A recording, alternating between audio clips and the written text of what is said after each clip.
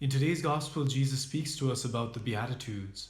Now, the Beatitudes, like many things in our faith, can be very hard to accept.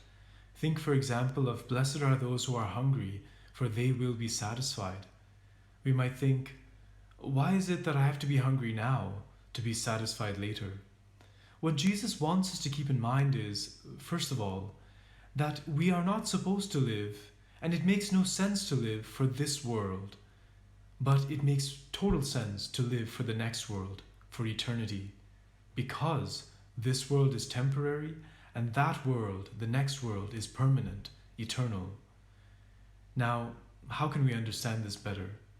Think, for example, of something in your life, some difficult situation you've been through, perhaps a relationship, and how, in some sense, even though that relationship might have been difficult, in the end, you came out a better person.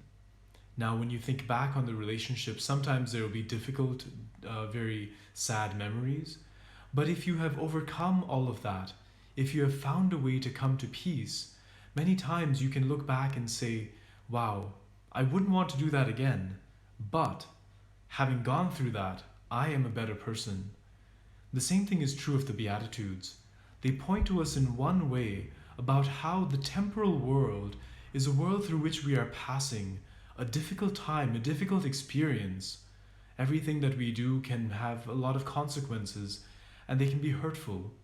But in the very end, when I reach eternity and I look back, I will realize how much in some way all these experiences have formed me to become a better person, to become hopefully a saint.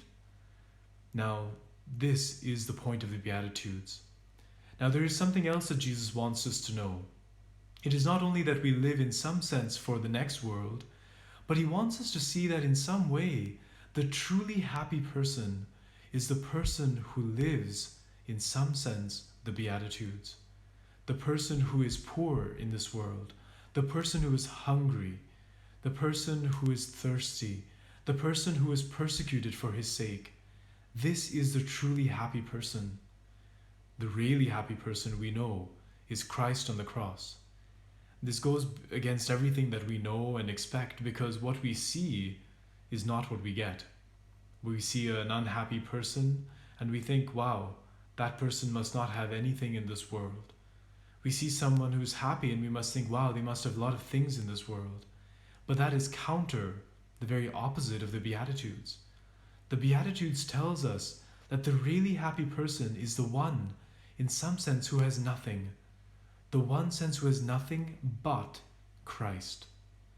So we are meant to live then for him. And in having him, in living for him, we will be truly happy. Let us take up this challenge then of living the Beatitudes. Let us find a way to be poor in spirit. Let us find a way to be persecuted for Christ's sake. And sometimes this comes naturally. But when we live in that way, the Beatitudes, we will find true happiness and true joy.